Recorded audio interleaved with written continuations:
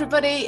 We hope that you've received and managed to have a look at our roadmap to reopening leaflet that we sent out over the weekend.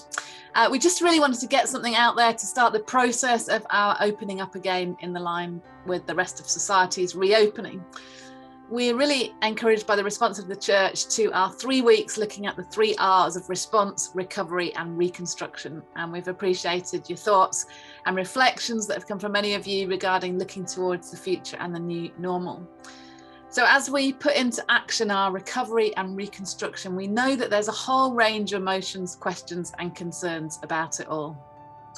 Yeah, as things open up across the nation and across society, and as restrictions gradually lessen, there's a lot of different emotions that these evoke from us. Many people are desperate for some kind of reconnection with others, and at the same time, many are incredibly anxious about it, maybe without even being able to actually explain in detail what it is they feel worried about or what's concerning them. And maybe many of us feel both those things at the same time. And we're really aware of that reality for many people, as individuals, families, groups, and we've personally felt it too. However, we do know that we do need to reconnect as people, as church. So we put together this roadmap leaflet to outline our suggested plan as we go forward as church. We've come up with a few options which we see as kind of stepping stones, gradually easing us all back to meeting together safely and confidently. And so let's have a look at a couple of them.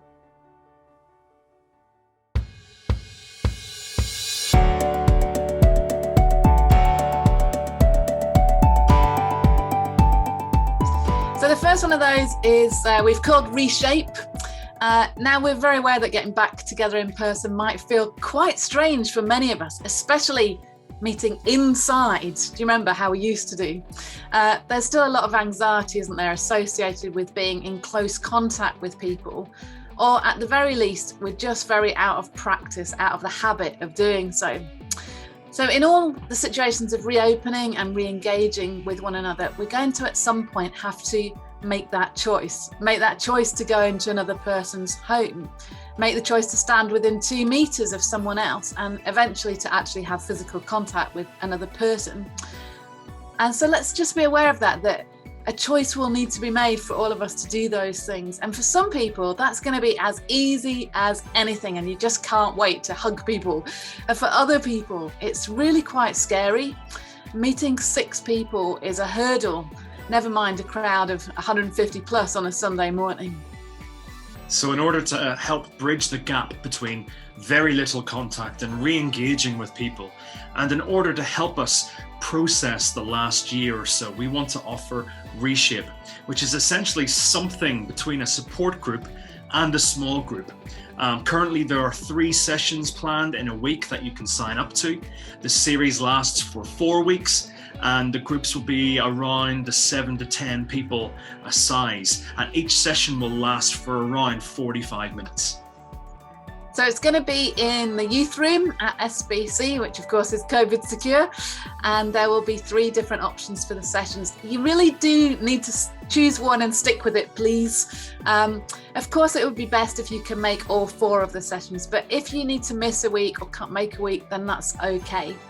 We're going to be focused around Mark chapter 12, verse 30, which says, "Love the Lord your God with all your heart and with all your soul and with all your mind and with all your strength."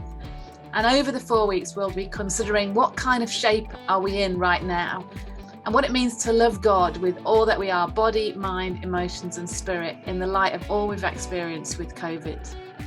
Now, these groups, these Reshape groups, are for anyone to join. They're not just for those who've been or who are struggling. They are, as we said, stepping stones for rebuilding our church in-person community.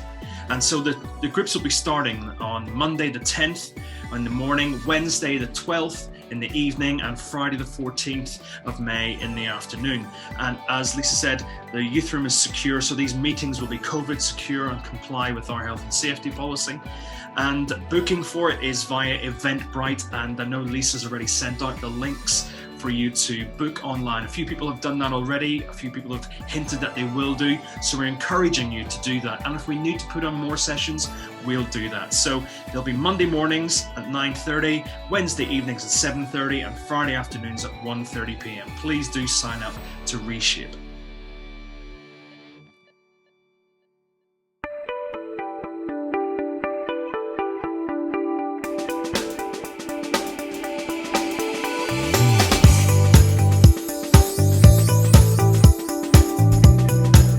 Another way of meeting together, reconnecting, is 6 for 6. Now, for the same reasons regarding the hurdle of re-engaging with people gradually, alongside the Reshape series, we have this 6 for 6. And with the easing of government restrictions on the 17th of May, and in response to the need and indeed the desire for people to reconnect, we're encouraging you to form for yourselves small groups of 6 people who will commit to meet together in person where possible for 6 weeks. And so from the 17th of May, you can meet indoors as well as outdoors if you prefer.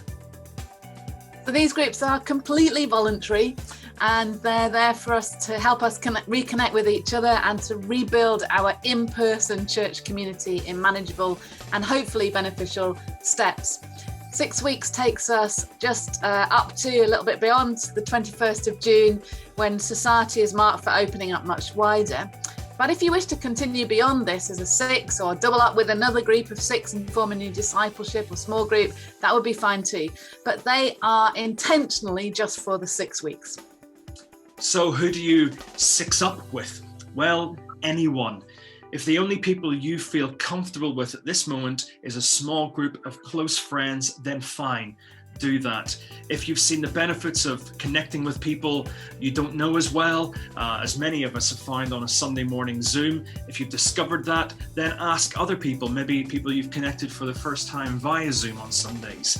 Indeed, if you want to be part of a 6 for 6 group, but you don't know how to, you haven't found a group, or you don't know who to ask, then let us know. Get in touch with us, and our 6 for 6 coordinating team will put you in a group of 6 for 6 weeks. And it is only 6 weeks. You may find you have a real connection with people that you never thought you would. Or if the connection just isn't there, the chemistry isn't right, it's only for 6 weeks, it's not forever. 6 weeks of journeying together, encouraging one another as a stepping stone to more gathering together. Yeah, there's no obligation to remain in the group beyond the 6 weeks. It's totally up to you. And we can provide a selection of resources or some guidance as to what you could do in those groups that will help people to get to know one another and connect well for those 6 weeks. These 6 for 6 groups are an interim option prior to SBC Small Group Ministry restarting fully again. And we hope that they'll provide a good link and foundation for the relaunching and re-envisioning of our SBC Small Group Ministry.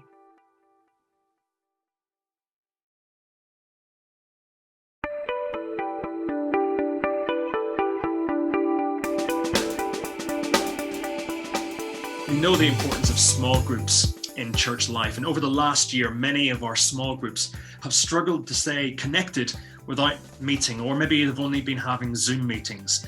A few have continued, and indeed a number have thrived, which is really, really great. However, we feel this is a really great time to reassess so many things, but here's a great opportunity to reset and revision our small groups in the life of post-COVID SBC. Now, this may involve some new groups being formed and the reshaping of others, or just the firming up of ones that are presently there. However, if your group has been working well, do not fear. Yeah, we know that belonging to a small group, especially one that's been meeting for a long time, is both important and in some senses quite precious.